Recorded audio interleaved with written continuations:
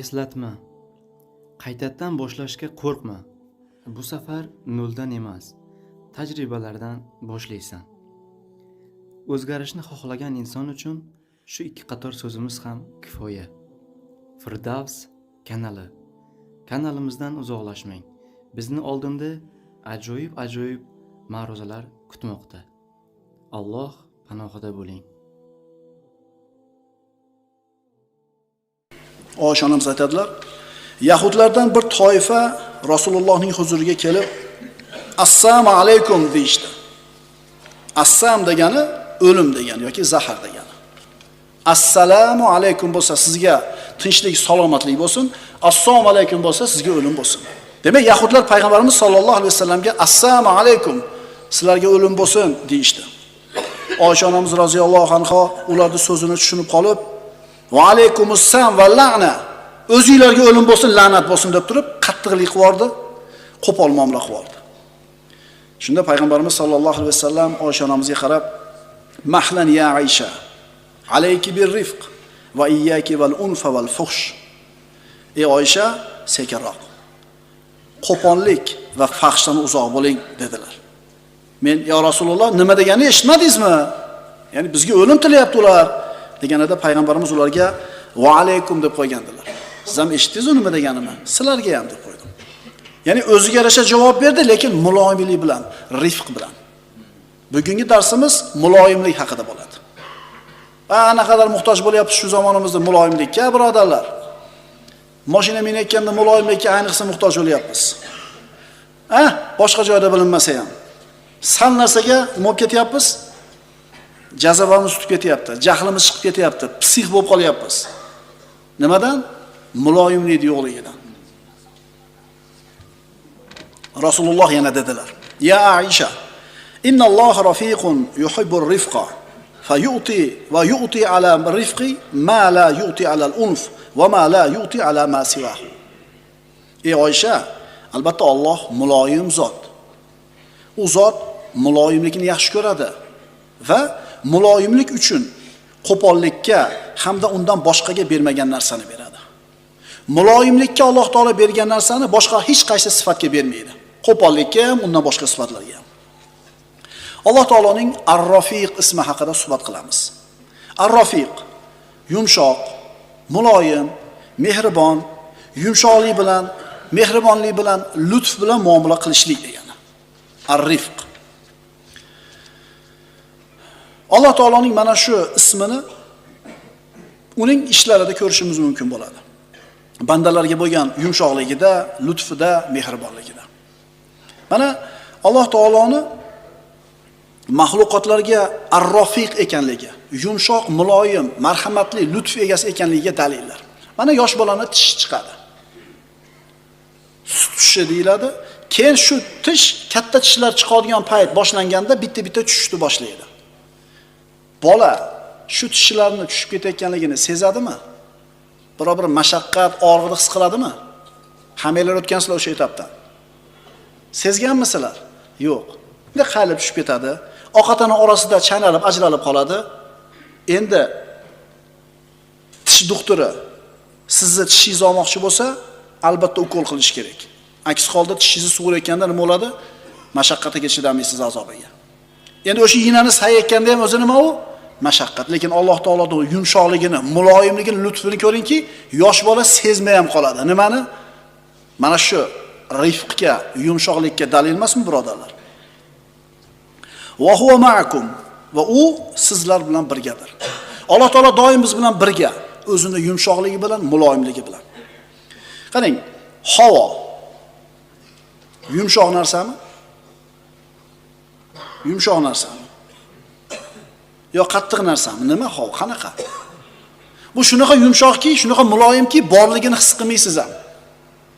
Qarang, u qushni ham ko'taradi, yuzlagan tonna vazni bor, samolyotni ham ko'taradi. Mana hozir nafas olib o'tiribmiz, ichimizga havo kirib chiqib ketayotgandan bir mashaqqat his qilyapmizmi, yo'qmi? Mana shu Alloh taoloning bizga ar-Rafiq, yumshoq, muloyim muomala qilishiga dalil. Tomog'ingizdan ovqat o'tganda silliq o'tib ketadi, lekin sezasiz. Xolis, lekin havoda sezamizmi? Va havoda siz bilan bizga yoqimli qilib qo'yganini qarang. Masalan, tutunni hidi sezim bo'ladi sirazi. Burningiz achishib ketadi, ko'z yosh chiqib ketadi. Tasavvur qiling, havoda hammasi shundan bo'lganda. Alloh taoloning rifqidan, Alloh taoloning muloyimligidan. Mana Alloh taolo bandalariga yumshoq, muloyim muomala qiladi va o'zi ham bu narsani yaxshi ko'radi. Aroqni Alloh taolo harom qildi. Muloyimlik bilan, yumshoqlik bilan, lutf bilan. To'g'rimi? Darrov harom dedimi? Yo'q. 3 ta oyat tushdi aroqni harom bo'lgunga qadar. Aroqda foyda ham bor, ziyon ham bor. Ziyoni foydasidan ko'proq dedi birinchi oyatda. Keyingi oyatda ey iymon keltirganlar, namozga mast holatda yaqinlashmanglar dedi. Keyin Madinaga borgandan keyin harom qildi. Alloh birdamga harom qilib qo'yishga qodir emasmidi? Qodir edi. Lekin mana shunday lutf bilan bizga yumshoqlik bilan muomala qilganligi Allohning ar-Rafiq ekanligiga dalil bo'ladi. Ey Oysha, albatta Alloh muloyimdir. U zot muloyimlikni yaxshi ko'radi va muloyimlik uchun qo'pollik hamda undan boshqaga bermagan narsani beradi. Musulmon kishini Robbisi ar-Rafiq muloyim ekan. Demak, musulmon ham qanday bo'lish kerak? Muloyim bo'lishligi kerak. Shuning uchun birodarlar, halim bo'lish, yumshoq, muloyim bo'lishlik shunday bir ulug' sifatki, aytiladi, halim kishi nabiy bo'lishlikka yaqin bo'ladi. Kadal halim an yakunu nabiyyan. Halim kishi nabiy bo'lishlikka yaqin bo'ladi. Halimlik, yumshoqlik, muloyimlik birodarlar xulqlarning sayyidi. Halimlik rifqdan, avf qilishlik rifqdan, mag'firat qilishlik, kechirishlik ham muloyimlikdan, rifqdan. Valillahil asmaul husna fad'uhu biha. Alloh taoloning go'zal ismlari bor, bas unga ular bilan duo qilinglar. Masalan, biroz sizga ish buyuradi. Ko'mir tashib qo'y. Birodar, ko'mir tashib qo'yasizmi? Qaysinisi yoqadi? Qaysinisi yoqadi? Ar-rifq, muloyimlik, mo'minning sifati. Agar kishi o'zini mana shu sifat bilan sifatlay olsa, Robbisiga yaqin bo'lish oson bo'ladi. Robbisiga yaqin bo'lgandan keyin duosi ijobat bo'lishi oson bo'ladi. Qaytaramiz. Muloyim bo'la olasiz, Allohga yaqin bo'lasiz. Allohga yaqin bo'lsangiz, duolaringiz ijobat bo'ladi. Chunki Alloh taolo ar-Rafiq va har bitta ishda rifqni, muloyimlikni yaxshi ko'radi. Masalan, bola tarbiyasida muloyim bo'lsangiz, ayolingiz bilan qiladigan muomalada muloyim bo'lsangiz, tijoratingizda muloyim bo'lsangiz. Demak, musulmon kishi mashina minishida ham muloyim bo'lish kerak, futbol o'ynashida ham muloyim bo'lish kerak, tijoratida ham, farzandlar bilan bo'lgan muomalasida ham muloyim. Ammo bu qiyin. Modomiki sizga duoingiz ijobat bo'lishiga olib boradigan ekanmi mashish, demak bu ish oson bo'lmaydi. Ma'qulmi? Hech kim unga qo'pol muomala qilishini xohlamaydi. Ammo u hammaga xohlagan muomalasini nima qilsa, qilaversin. Mana shu insofsizlik bo'ladi. Insof nima desa, senga qanaqa muomala qilishlarni xohlaysan. Sen ham shunaqa muomala qil, shu insof bo'ladi.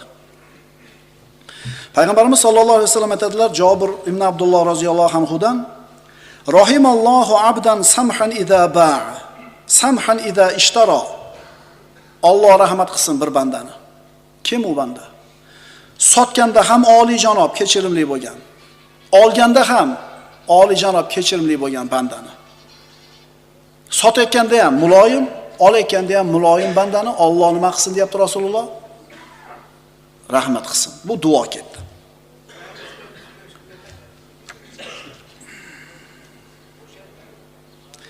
Agar safarga chiqqan hamrohingiz siz bilan chiqqan birodaringiz ar-Rafiq, muloyim, yumshoq bo'lsa, maza qilasiz. U nima qilmaydi? Og'ir tegmaydi sizga, tanqid qilavermaydi, injiqlik qilavermaydi, qo'pollik qilavermaydi, hisob-kitob qilavermaydi hadab sizni. Nima uchun? U muloyim. Endi dag'al qo'pol odam bo'lsa-chi? Bu odam safaringizni mashaqqatga aylantirib yuboradi. Mo'min odam muloyim bo'ladi, o'zi boshqalarga ulfat bo'la oladi va boshqalarni ham o'ziga ulfat qila oladi. Juda ham vajniy joy shu. O'ta muhim narsa. Ilmlimi, pullimi, mansablimi muhim emas. U odam o'zi ham boshqalarning ichiga kira oladi, qalbidan joy ola oladi, ulfat bo'la oladi va boshqalar ham unga yaqin bo'lishiga yo'l beradi. Bir odam bo'ladi, hamma qator yurgan bo'ladi, pul bo'lib qolsa yoki mansab qo'liga tegib qolsa nima bo'lib qoladi? Endi kekkayib qoladi-da, uni yaqiniga kela olmay qolasiz. Musulmon odamga yarashmaydi bu narsa. Alloh taoloning qaysi ismi, qaysi sifatini o'rganmaylik, birodarlar, shu sifatdan, shu ismidan o'zimizga ulush olishimiz kerak. Masalan, Alloh taoloning Al-Afu, kechiruvchi degan ismi sifatini o'rganar ekanmiz, o'zimizga mana shu kechiruvchilik degan sifatdan paydo qilishimiz kerak. Alloh taolo o'zining ilmi bilan siz bilan biz bilan birga. Buni unutmasligimiz kerak. Biz birodarlar Allohni biz bilan ekanligini esdan chiqarmasdan doim turar ekanmiz, siz bilan bizda ihson degan sifat tarbiya topadi. Ya Rasululloh, ihson nima deb so'ralganida payg'ambarimiz javob berdilar: "Anta'budalloha ka'annaka tarahu. Fa in lam takun tarahu fa innahu yaraka." Allohga uni ko'rib turganingdek ibodat qilishing ihson. Allohga uni ko'rib turganingdek ibodat qilishing ihson. Endi garchi uni ko'ra olmayotgan bo'lsang ham, Alloh seni nima qilyapti? Ko'rib turib. Shu ko'rib turganini his qilishimiz kerak, birodarlar. Kishi ko'zlagan maqsadiga yetishligi uchun, birodarlar, muloyim bo'lishligi kerak. Mana hozir aytdik-ku, ko'mirni tashib qo'y dedingiz yoki ko'mir tashib qo'yasizmi dedingiz. Qaysini sizni maqsadingizga osonlik yetkazadi? Qo'pollikmi, muloyimlikmi? Muloyimlik. Payg'ambarimiz sollallohu alayhi vasallam aytadilar, Oysha roziyallohu anhodan ham bu hadis: "Innar rifqa la yakunu fi shay'in illa zanahu va la yunzau min shay'in illa shanahu." Yumshoqlik, muloyimlik qaysi ishda bo'lsa, shu yumshoqlik shu ishni go'zal qiladi. Va qaysi bir ishda, qaysi bir narsada yumshoqlik, muloyimlik yo'q bo'lsa, shu muloyimlik yo'qligi bu ishni xunuk qiladi. Hozir aytyapmiz-ku buyruq. Bitta buyruq, ikkinchisi ham buyruq. Bittasida yumshoqlik yo'q, ikkinchisida yumshoqlik bor. Shuning uchun birodarlar, nima ish qilsak ham muloyim, yumshoq bo'lishga harakat qila olaylik. Bu zaiflikning belgisi emas. Ta'assub odamlarning tushunchasida andishani oti qo'rqoq bo'lib qolgan. Rioya qilsangiz, ko'niga og'ir botmasin desangiz, muloyimlik, yumshoqlik qilsangiz nima deb o'ylaydi buni? Zaiflik, qo'rqoqlik, ojizlik deb o'ylaydi. Mana tushunchalarimiz ayniganini qarang. Endi qattiq gapirsa, qo'pol gapirsa, ilmlikka o'xshab ko'rinadi. Ha? Birodarlar, ud'u ila sabili robbiki bil hikmati wal mau'izatil hasana. Robbini diniga hikmat bilan va chiroyli ma'uza bilan da'vat qilgan. Rasululloh halim bo'lganlar da'vatda ham, qo'pol dag'al bo'lmaganlar. Qarang. Oshana bizdan bo'lgan rivoyat qilingan hadisda yumshoqlik bor bo'lgan joydagi ishlar, so'zlar chiroyli bo'ladi. Yumshoqlik, muloyimlik bo'lmagan joydagi so'zlar va ishlar nima bo'ladi? Xunuk bo'ladi. Endi tanlash biz ixtiyorimizda. Qalbi qattiq, dag'al inson bo'lmasligi kerak musulmon kishi. Muhammad Mustafa sallallohu alayhi vasallam Habibul Haq, odam bolasining eng afzali, vahiy egasi, Alloh taoloning to'g'ridan to'g'ri qo'llavi ostida turgan, rioyasi ostida turgan, so'zi shirin, surati go'zal birodarlar, halim, kamtar, rahmli bo'lganlar. Mana shunday zotga Alloh taolo aytdi: "Fabima rahmatin minallohi linta lahum walau kunta faddan ghalidhal qalbi lam faddu min hawlik." Payg'ambarimiz sollallohu alayhi vasallam atrofida odamlar jamlangan. Rasululloh bilan bir marta muomala qilgan odam u zotga asir bo'lgan qalbi. Alloh taolo nima deyapti? Ey Muhammad alayhisalom, Alloh tomonidan bo'lgan bir marhamat sababli atrofingizdagilarga muloyim bo'ldingiz. Agar qo'pol, qattiq dil bo'lganingizda edi, albatta atrofingizdan tarqalib ketgan bo'lar edi. Qarang, payg'ambarimiz atrofida odamlarning jamlanishiga sabab nima bo'ldi? Mansabimi? Quvvatimi? Yo'q, birodarlar. U zotning xulqi, u zotning halimligi, muloyimligi. Muloyim bo'lsak, odamlar atrofimizda jamlanadi. Qo'pol, dag'al bo'lsak, odamlar atrofimizdan tarqab qochadi. Bilingki, bir odam atrofida odamlar davomiy suratda jamlanib to'planyaptimi? Bu halimlikdir belgisi, to'g'ri yo'l tanlanganligini belgisi. Qarangda, bu ustiga vahiy kelib turgan, Allohni to'g'ridan to'g'ri rioyasida turgan kishiga Alloh taolo aytayapti: muloyim bo'lganligi uchun atrofingizda odam jamlandi. Endi Rasululloh muloyim bo'lish kerak ekan atrofida odam jamlanish uchun. Endi biz qanaqa bo'lishimiz kerak? Biz vahiy egasi emasmiz. Biz Alloh taolo maqtayotgani yo'q. Demak, payg'ambarimiz sollallohu alayhi vasallam atrofida sahobalarni jamlanishiga sabab u zotning quvvati, mansabi, puli bo'lmagan, balki xulqi va muloyimligi bo'lgan. Payg'ambarimiz aytadilar: "Fa innalloha yuhibbur rifqa fil amri kullihi."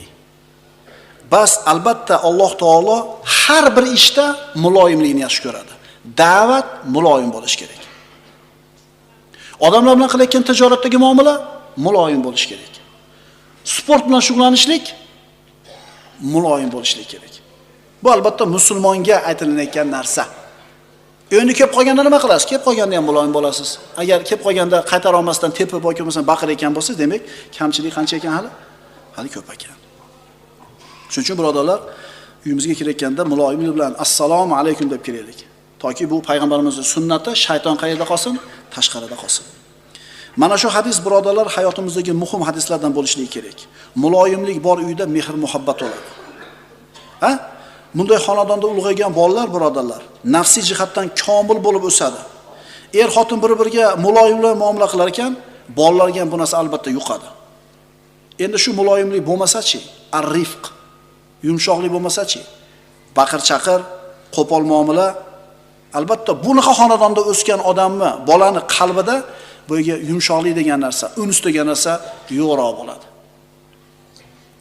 Payg'ambarimiz sollallohu alayhi vasallamni Alloh taolo maqtovga loyiq sifatlarini maqtab, va innaka la ala xuluqin azim. Albatta siz go'zal xulq ustadirsiz dedi. Ar-rafiq, mana shu so'zning ma'nolari. Ar-rafiq muloyim, latif, lutf ko'rsatuvchi degan ma'no bor. Alloh taolo bandalarga muloyim, ularga lutf ko'rsatadi. Mana endi Alloh taoloning bizga bo'lgan lutflarini bir qator sanab chiqamiz. Bilganimizcha.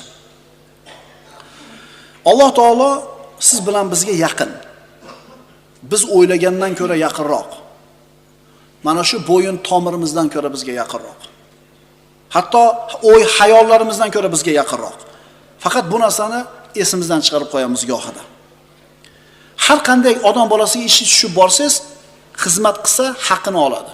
Yurist bo'ladimi, tish doktor bo'ladimi, yo bir usta bo'ladimi, qilgan ishiga haqqini oladi. Va bu to'g'ri. Odamlar o'rtasida bo'ladigan muomala shunday.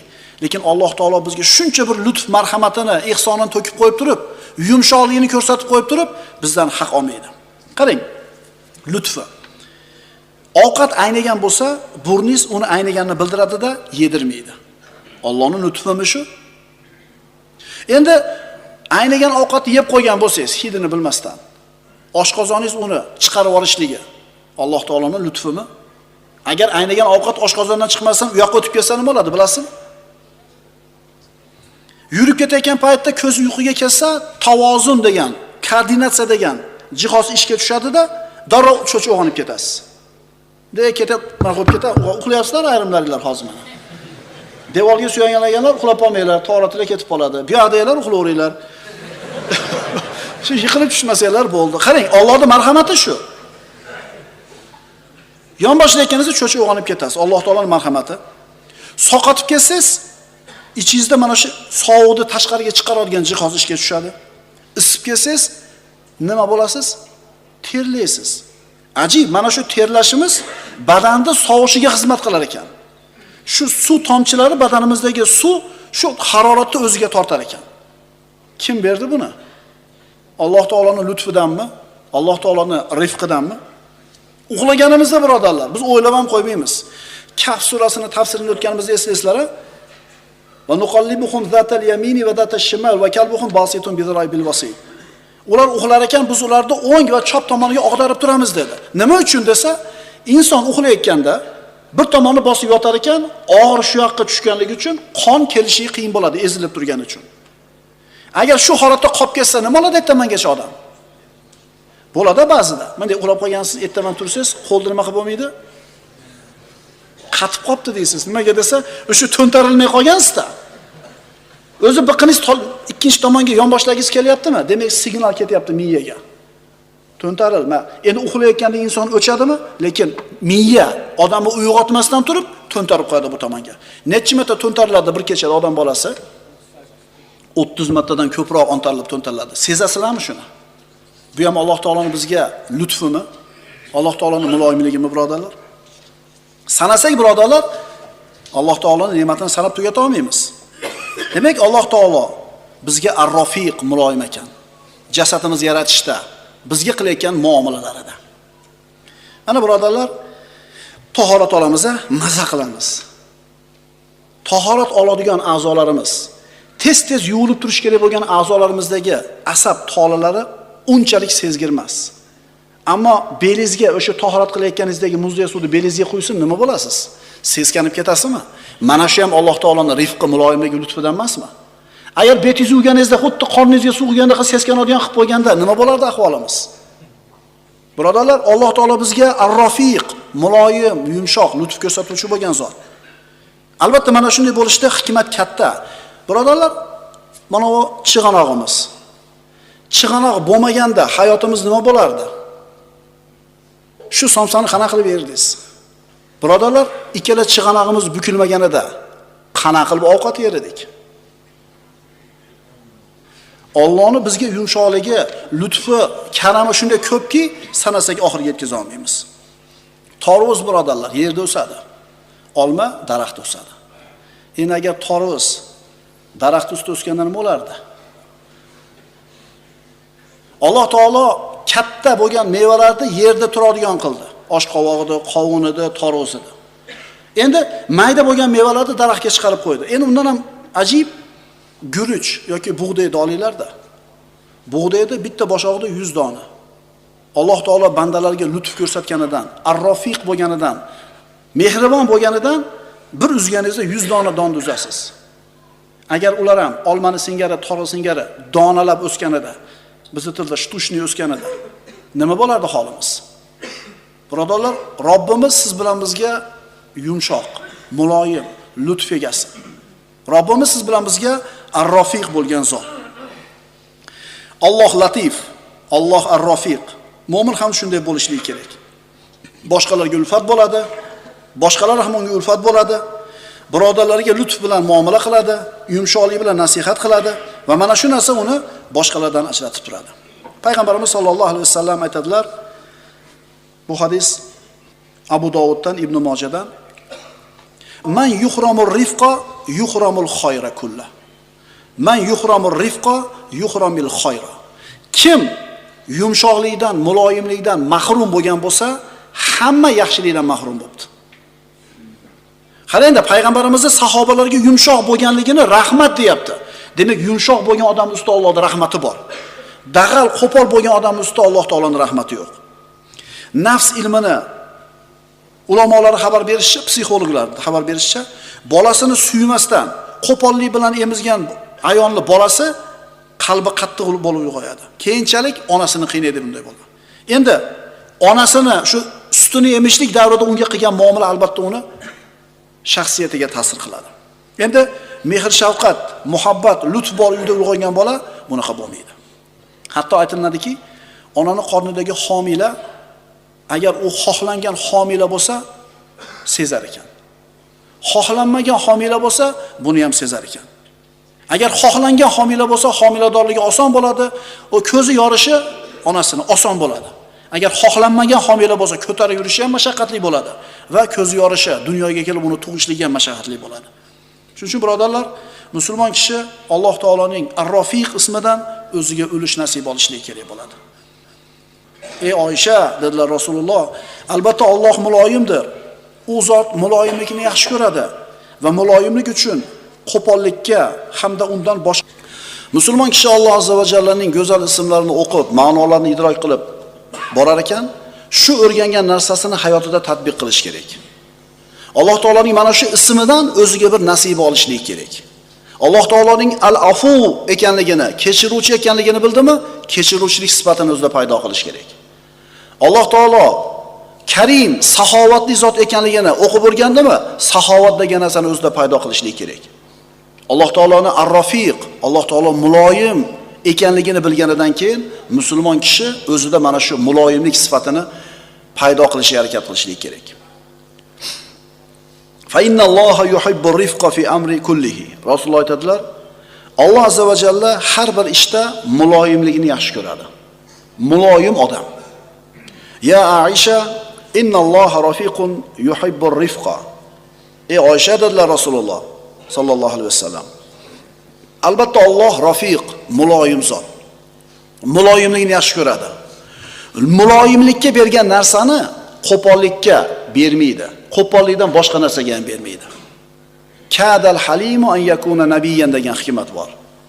Halim odam nabiy bo'lishlikka yaqin. Nabiy kim? Inson zotidagi eng afzal insonlar. Demak, halimlik, muloyimlik, yumshoqlik xulqlarning sayyidi hisoblanadi. Inna rifqa la yakunu fi shay'in illa zanahu. Rasululloh aytadilar, muloyimlik, yumshoqlik qaysi ishda bor bo'lsa, shu muloyimlik shu ishni go'zal qiladi. Vala yunzau min shay'in illa shanahu. Endi qaysi ishda muloyimlik olib qo'yilsa, yo'q bo'lsa, shu ish xunuk bo'ladi. Demak, siz bilan biz Alloh taoloning Ar-Rafiq, muloyim, Alloh taoloning muloyim zot ekanligi haqida dars qilyapmiz. Mana endi muloyimlik kimlarga nisbatan bo'ladi? O'zining nafsiga nisbatan, ayoliga nisbatan, farzandlariga nisbatan, ota-onaga nisbatan va butun insonlarga nisbatan muloyimlik. Bugungi mavzuyimiz mana shu. Inson avvalambor o'zini nafsiga ar-rafiq, muloyim muomala qilishligi kerak. Ya'ni o'zini ehtiyot qilish kerak degani. Zo'r gap ekanmi? Muloyimlik qaysi o'rinda? Alloh taoloning ibodatlarini qilishlikda o'zi bilan yumshoq muomala qilishlik kerak. Toki o'zini toqat ko'tarmaydigan, shariat unga buyurmagan amallarni o'z boshimchalik bilan qiladi, o'zini qiynaydi, natijada ibodatdan bezib qoladi, ibodatdan uzoq bo'ladi. Mana shu qilgan o'z boshimchaligi o'zi bilan Alloh o'rtasida parda bo'lib qoladi. Birinchi navbatda inson o'zini nafsi bilan muloyim muomala qilishlik kerak bo'ladi. Nafsuka matiyatuka farfuq biha. Nafsing bu seni uloving. Bas unga muloyim bo'l. Muloyim bo'l. Demak, Alloh taoloning Ar-Rafiq ismidan musulmon qanday ulush olar ekan? Ibodatlarda o'zini nafsiga yumshoqlik bilan muomala qiladi. Chunki mana inson Alloh taologa ibodat qilishlik bilan baxtli bo'ladi. Gunoh qilar ekan, mana shu qilgan gunohlari uni Allohdan to'sadigan hijob bo'lib qoladi. Ibodatni toqatingiz ko'tarmaydigandek qilishligingiz ham gunoh.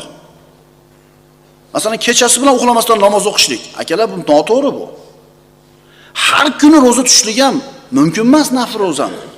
Faqat Ramazonda to'g'ri tutamiz.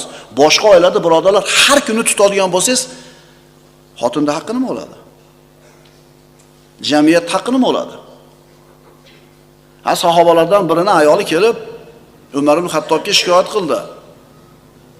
Nima shikoyating bor eringdan desa, kunduzlari ro'zador, tunlari bedor dedi. Zo'r ekan ering. Dedi Usmon ibn Affon roziyallohu anhu, Amiral Mo'minin eridan shikoyat qilyapti bu ayol dedi. Siz chiqaring hukmni tushungan bo'lsangiz dedi. Ya'ni kunduzi ro'za tutsa ayolga qaramaydi. Kechalari bilan namoz o'qisa ayolga qaramaydi. Demak, bu odam jamiyatga foyda ham keltira olmaydi. Yeyish kerak, uxlash kerak, quvvatli bo'lib jamiyatga foyda keltirish kerak. Shunday hukm bo'ldi. Shu 3 kun qiyomilla yiqlasan, 1 kun uxlaysan ayoling bilan. Agar 4 ta xotini bo'lganida 3 kun bir o'chirib kelamidi? Tushunarlimi? Siz qilayotgan ibodat sizni mashaqqatga kirgizayotgan bo'lsa, sizni qiynab qo'yayotgan bo'lsa, demak siz noto'g'ri ish qilyapsiz. Chunki qaranglar birodarlar, shariatimizda hamma albatta qilishi shart bo'lgan farz amallar ko'p emas. Ozgina va hamma qila oladi o'shuning uchun farz. Endi oshiqchasini Alloh taolo siz bilan bizga bularni nafl qildi. Mana birinchi o'rinda musulmon odam o'zini nafsi bilan muloyim, yumshoq muomala qilish kerak ibodatlarda. Mana bu hadis siz bilan bizning gapimizga mana quvvat bo'ladi. Rasululloh aytadilar: "Inna hada dina matin, fa'awghil fihi birrifq." Bu din mustahkam, qiyin, og'ir din. Unga yumshoqlik bilan kiringlar. Rasululloh aytibdilar, rifq, muloyimlik bilan kiringlar. Innal mumbatta la ardon qata va la zohran abqa. Ulovni minib, otni minib, tinmasdan choptirgan odam, yumshoqlik qilmasdan, otni toqatiga qaramasdan, tinmay choptirgan odam na manzilga yetib boradi, na ulovni tirik qoldiradi. Shuning uchun birodarlar, bizning nafsimiz, bizning ulovimiz. Alloh taoloning ibodatini qilayotganda yumshoqlik bilan muomala qilaylik, toki bezib qolmasin ibodatdan. Tashlab yubormasin. Payg'ambarimiz aytganlar: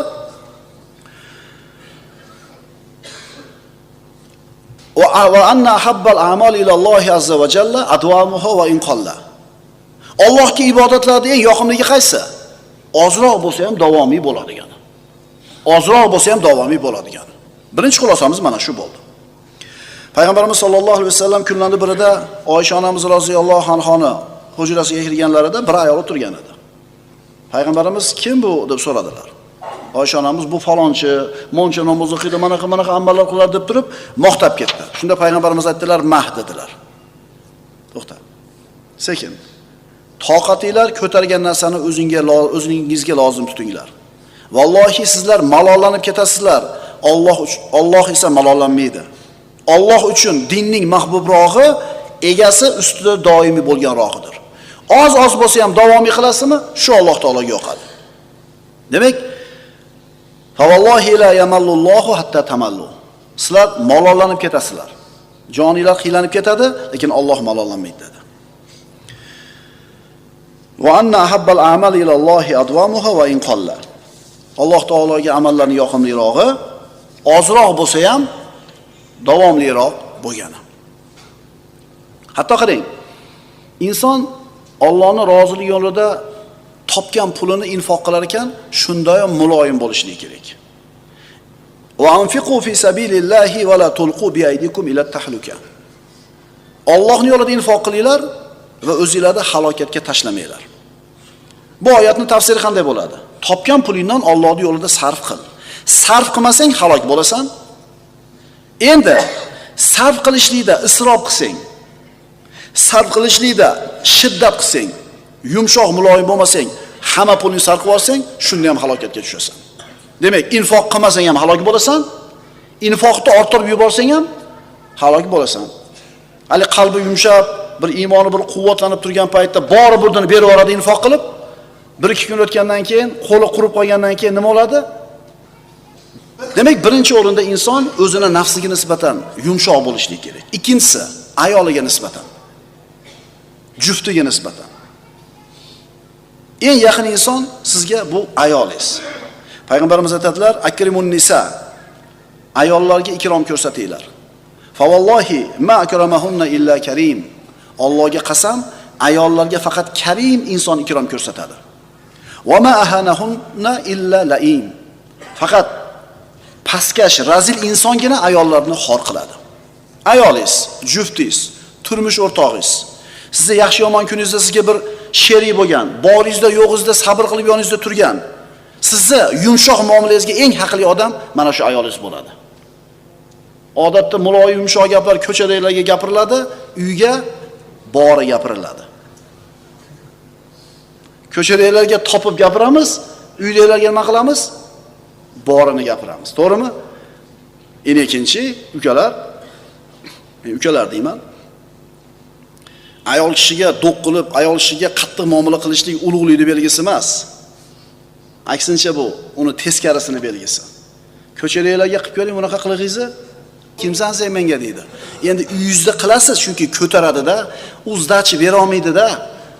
Zaifada, qo'lingizdagi omonatda javob bera olmaydi-da. Shuning uchun agar uyingizdagilarga qilayotgan muomalangiz lutf bilan, yumshoqlik bilan, muloyimlik bilan bo'layotgan bo'lsa, siz oliyjanob odam ekansiz. Rasululloh shuni aytibdilar. Faqat karim inson ayollarga ikrom ko'rsata oladi.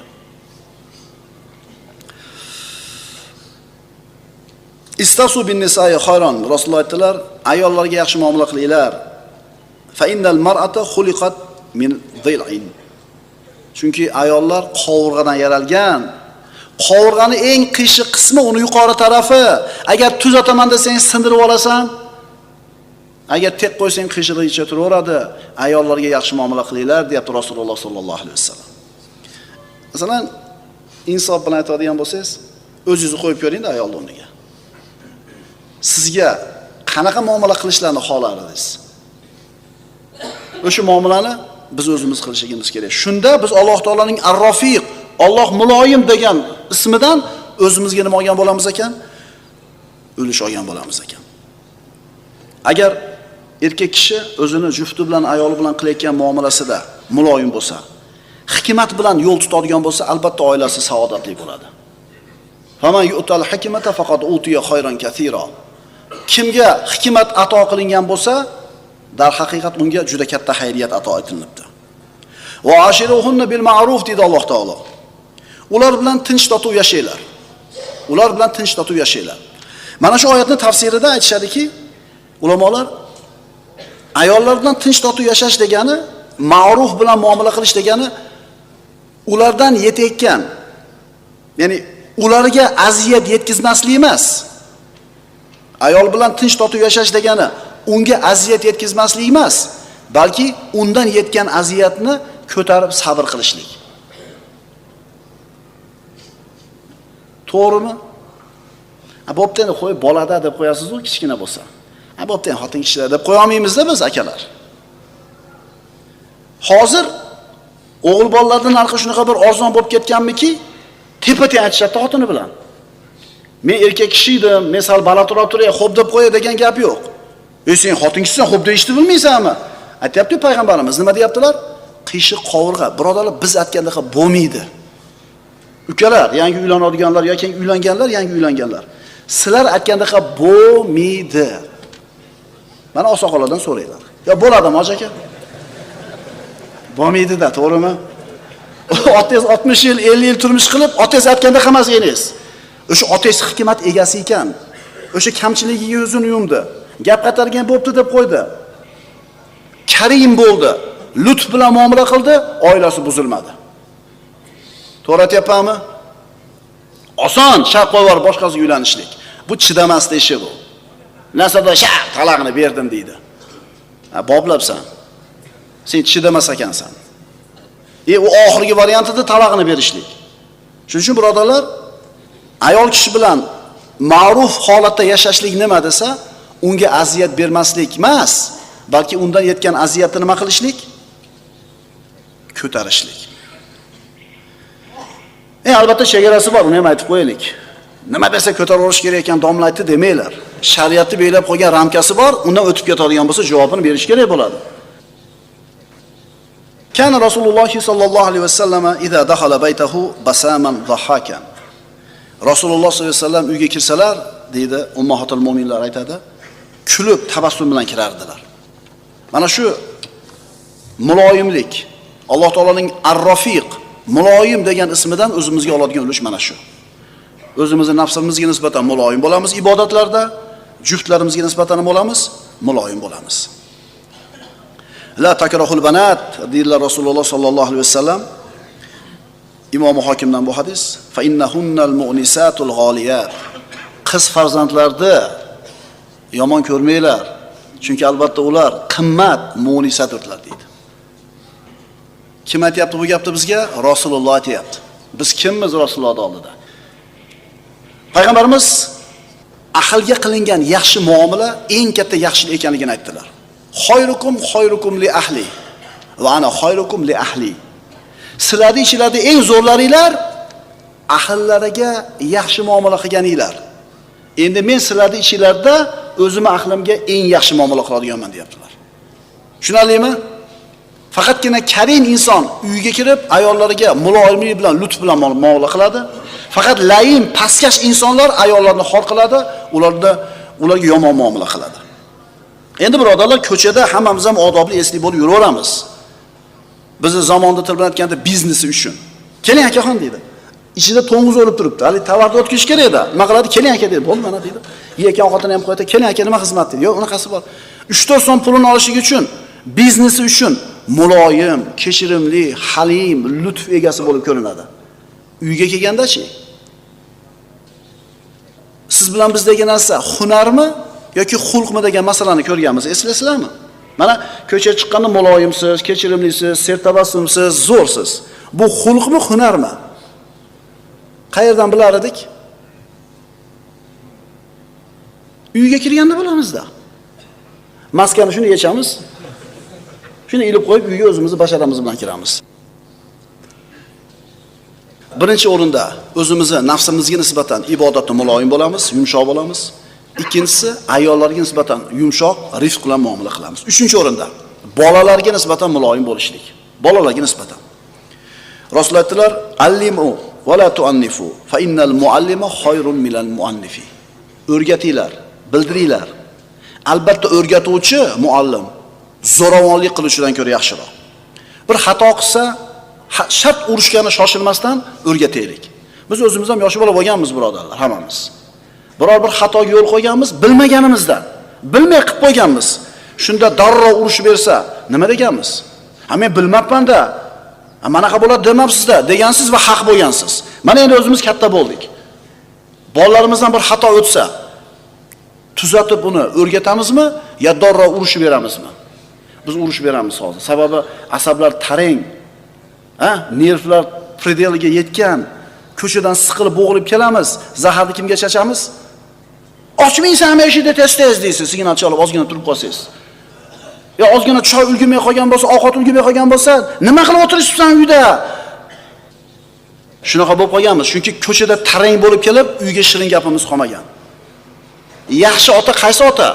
Ota uyga kirganda bayram bo'lib ketish kerak oila a'zolari uchun, otani kirishligi. Chiqib ketganda bayram bo'lish kerak emas. Ha, Xudoga shu. Dading chiqarib olaylik. Bolam, xo'p, nima desa xo'p deb nima qilsin? Nari bo'lsin.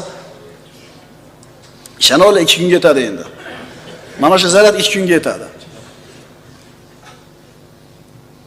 Agar biz shu skritikam bera qo'yib turib, uyda qilayotgan qilg'larimizni o'zimizga qo'yib bersa-da 2 kundan keyin uyatsak kerak ko'pchiligimiz qilayotgan qilishimizdan. Hamma emas endi, albatta Alloh rahmat qilgan odamlar bor, halim, muloyim, ayollarga lutf bilan muomala qiladi.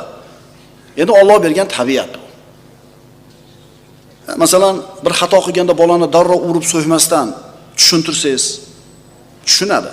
Masalan, kiming bomdod o'qimasang kalta yeysan dedingiz. Bu tarbiyani bitta uslubi. Ikkinchisi, kim men bilan bomdod o'qisa, manaqa mukofot bor dedi. Qaysinisi samaraliroq? Albatta ikkinchisi. Albatta ikkinchisi. O'rgatinglar, zo'ravonlik qilmanglar. Albatta o'rgatuvchi zo'ravonlik qilishidan yaxshiroqdir. Ibodatlarda o'zimizga nisbatan yumshoq muomalada bo'lamiz. Ayolimizga yumshoq muomalada bo'lamiz. Farzandlarimizga yumshoq muomalada bo'lamiz. Ota-onaga. Alloh azza va jalla ota-onaga yaxshi muomala qilishlikni o'ziga ibodat qilishlikni yonida zikr qildi. Va qada robbuka alla ta'budu illa iyyahu va bil validayni ihsana. Parvardigoringiz yolg'iz uning o'ziga ibodat qilishlaringizni hamda ota-onaga yaxshilik qilishlaringizni amr qildi. Faqat menga ibodat qil, yonboshida nimani aytayapti? Roza tut demayapti. Namoz o'qi demayapti. Orqasidan zikr qilayotgan narsa ota-ona. Ey birodarlar, ota-onasi bor odamlar qanaqa boy ekanligini bilmaydi. U ota-onani yo'qotganlardan so'raylar uni qanaqaligini. Taassuf, qo'lingizda 3-4 so'm pulingiz bor, kafelarda ujin qilasizlar har kuni. Mashinalarda ko'ramiz, ayrimlarni taniymiz. Har kuni kafeda o'tiradi yigit. Tovuq yeydi, shashlik yeydi, osh yeydi, go'sht yeydi. Ota-ona o'tiribdi uyda. G'animat ota-ona. Ketib qolgandan keyin dod deysan, foydasi bo'lmaydi. Agar ota-onangdan alohida yashayotgan bo'lsang, bola chaqang o'tiribdi uyda. Sen 2 og'iz shirin gapingga muhtoj ayoling turibdi, seni tarbiya nasihatingga muhtoj bo'lgan farzanding o'tiribdi. Ko'chada ovqatlanasan, boyvachcha. Ertaga ko'rasan mana shu qilgan ishingni samarasini. Bolalaring katta bo'lib, senga berahim, beshafqat, mehri yo'q bo'lib ulg'ayganidan keyin ularni qo'lida qolasan bir kuni.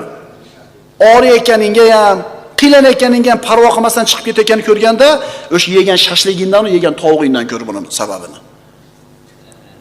Biz man qilmaymiz, ovqatlaninglar, mayli, lekin odat bo'lib qolmasin akalar.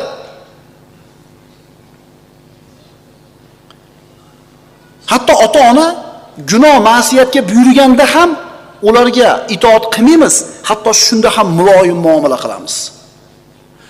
Va in jahadaka ala an tushrika bi ma laysa laka biha ilm fala tuti'huma va sahibuhuma fid dunya ma'rufa. Ota-onaga muomalalarni qaranglar. U seni vujudingning sababi. Seni gunohga buyurgan chog'ida ham hali gunohga buyurmayapti. Gunohga buyurgan chog'ida ham qo'pollik qilishga haqqing yo'q. Oyatda olasanmi sen? Mana oyat. Agar ular seni o'zing bilmagan narsalarni menga sherik qilishlikka zo'rlasalar, u holda itoat etma. Faqat itoat etma. Ularga dunyoda yaxshi muomalada bo'lgin. Itoat qilmaysiz xolos. Hatto shunaqa gunohga buyuradigan ota-ona bo'lsa ham muloyim muomala qilasizlar. Muloyim muomala qilamiz ukalar. Seni otang oq qildim demaydi. Mingtadan bittasi aytar. Lekin dilini og'ritib qo'ydingmi? Oq bo'lganing shu. Endi kasang oq qilmaydi-ku dunyoda. Imma yablughanna indakal kibr ahaduhuma aw kilahuma. Bir ota 5 ta farzandi bor edi, 6 farzandi bor edi. Bolalar otani qo'ynida.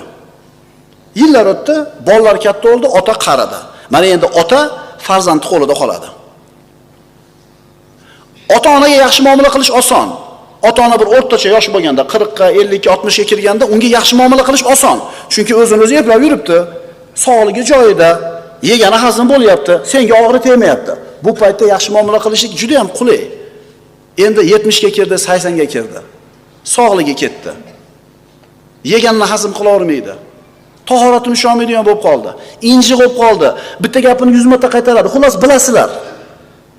Ana shu paytda qilingan yaxshilik undan avval qilingan yaxshilikdan albatta ustun bo'ladi. Shuning uchun qari ota-onasiga qarab o'tirgan farzandlar mana shu narsa esinglarda tursin. Yana 10 yil yashar. Ehtimol 20 yil yashar, kim biladi uni? O'tib ketgandan keyin pushaymon bo'lmaylik birodarlar. O'zimizni nafsimizga ibodatda yumshoq muomala qilamiz. Ayollarimizga yumshoq muomala qilamiz. Farzandlarga yumshoq muomala qilamiz. Ota-onaga yaxshi muomalada bo'lamiz, yumshoq muomalada bo'lamiz. Eng shirin gaplarni o'zi ota-onaga gapirish kerak o'zi. Chunki xotin ham, bolangiz ham yoningizda turibdi. Sizdan kichkinada ular.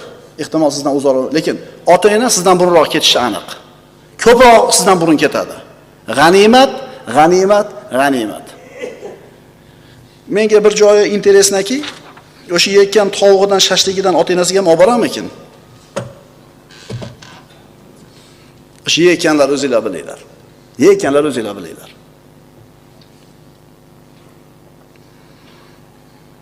Ishoninglar birodarlar. Ota-onasini rozi qilib kuzatgan inson dunyoni o'zida saodatni his qilib yashaydi. Ota-onasi undan rozi bo'lib ketgan inson ikki dunyoda saodat topadi. Va buni aksi, ota-onasini norozi qilib kuzatganlarning holi birodarlar xarob ikki dunyoda. Beshinchisi, hamma odamlarga nisbatan muloyim bo'lishlik.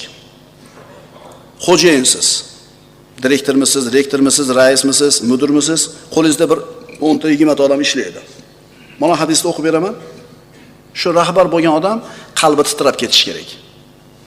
Allohumma man waliya min amri ummati shay'an fashaqqa alayhim fashquq alayhim.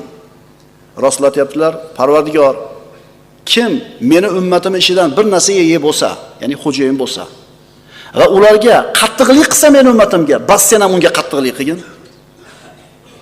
Va man waliya min amri ummati shay'an farafaqa bihim farfuq bihi. Kim meni ummatim ishidan bir ishga ega bo'lsa, xo'jayin bo'lsa meni ummatim ustida, ularga yumshoqlik muomala qilsa, yumshoqlik qilsa, sen ham unga yumshoq muomala qilgin. Xo'jayinsiz, qo'l ostida odamlar ishlaydi. Ba'zida mana shu hadisdan bexabar bo'lgan, iymon e'tiqoddan uzoq bo'lgan xo'jayin qo'l ostidagilarga ularni toqati ko'tarmaydigan ishlarni yuklab qo'yadi. Endi bu yerga ishchi nima qiladi? Majburda. O'sha ishni, u toqati ko'tarmaydigan ishni majbur yuklab qo'yadi, uyiga olib ketib qoladi uxlamasdan. Chunki ish jon yo'qotib qo'yishni xohlamaydi-da. To'g'rimi? Musulmon rahbar hech qachon bunday qilmaydi. Asarlarda keltiriladi: "Iza aradta rahmati farhamu ibadi." Bandalar, agar meni sizlarga rahmat qilishimni, meni rahmatimni xohlasanglar, meni bandalarimga rahm shafqat ko'rsatinglar. Xo'jayinlar oliy bergandan keyin sizlar ularda faqat oliyligini beryapsizlar, xolos, hayotini berganinglar yo'q. Yumshoq muomalada bo'linglar, chunki dinimiz shu narsaga buyuradi. Mudarris imtihon paytida talabani yiqitish uchun u bilishi mumkin bo'lmagan narsalarni ham so'rab turib oladi. Zulm shu. Bunga ham Alloh taolo bir mashaqqat soladi ustiga. O'qitgan programmani so'ra, hamma talaba bilish kerak bo'lgan narsani so'ra, oshchasini so'rama. Ozgina yumshoqlik qilib qo'yaver. Chunki tayinlanibdi. Bitta harfda adashib kelsanglar bo'ldi, o'tmading, nizat yo'q. Stan oldida turib ishlaydigan bir ishchi. Shu nachanlik keladida, moncha sanoqni chiqarib qo'ymasang, yo'q senga oliy dedi. Nima qiladi? Endi abed qilmay ishlaydi u. Payg'ambarimiz aytibdilar, meni ummatim ustida xo'jayin bo'lgan qaysi bir odam meni ummatimga yumshoqlik qilsa, Parvardigor, sen yumshoqlik qilgin. Kim qattiqlik qilib, shiddat qiladigan bo'lsa, sen unga ham shiddat qilgin. Bu Rasululloh sollallohu alayhi vasallamning duosi, u zotning duosi mustajob. Umar ibn Xattob roziyallohu anhu xalqqa, ummatga, raiyatga yumshoq bo'lgan. O'zi shiddat egasi bo'lgan, lekin yumshoq muomala qilgan. Bir kishini viloyatlardan biriga rahbar qilmoqchi bo'lib, vali qilmoqchi bo'lib olib keldida, imtihon qildi. Seni oldingga odamlar o'g'rini tutib kelib qo'ysa, qanday hukm qilasan shar'iy? Ha, qo'lini kesaman dedi. Darrov qo'lini kesadi. Hali kesadigan ukalar shart hukm chiqarasizlar, kofir bu, fosiq bu, yegani harom, ichgani harom. Umar ibn Xattob qarab turib, unday bo'lsa, men seni vali qilib tayinlasam, seni qo'l ostingda bo'lgan kishilardan birontasi qorni ochib kelsa, qorni och qolib kelgan bo'lsa, men ham qo'lini kesaman ekan dedi. So'ngra aytdiki, Alloh meni, dedi Umar ibn Xattob, bandalari ustiga ularni ochligini to'sishim uchun, avratlarini yopishim uchun xalifa qildi. Agar shularni ularga qilib bera olsak, bu narsa uchun ularning shukriga ega bo'lamiz. Albatta bu qo'llar ishlashligi uchun yaratilgan. Agar ular qo'llar o'zlariga itoatda ishni topmasalar, ma'siyatda ishlarni talab qiladilar. Ular seni ma'siyat bilan mashg'ul qilib qo'yishlaridan avval ularni toat bilan band qilib qo'ygin. Alloh taoloning Ar-Rafiq, yumshoq, muloyim ismini dars qilgan bo'ldik. Musulmon odam bu ismdan o'ziga qanday nasiba ulush olishligi kerak? Avvalambor o'ziga yumshoq muomalada bo'lish kerak. Ayoliga, farzandlariga, ota-onasiga va jamiki insonlarga. Chunki Alloh taolo aytadi: "Innalloha rafiqun yuhibbur rifqa." Albatta Alloh taolo muloyim zot, muloyimlikni yaxshi ko'radi. Alloh azza va jalla barchalarimizni mana shu sifat bilan o'zimizni sifatlashlikka tavfiq bergan bo'lsin. Aqulu qawli hada va astagfirulloh. Videoni oxirigacha eshitganlardan Alloh rozi bo'lsin. Keyingi videoroliklarimizda ko'rishguncha Alloh panohida bo'ling.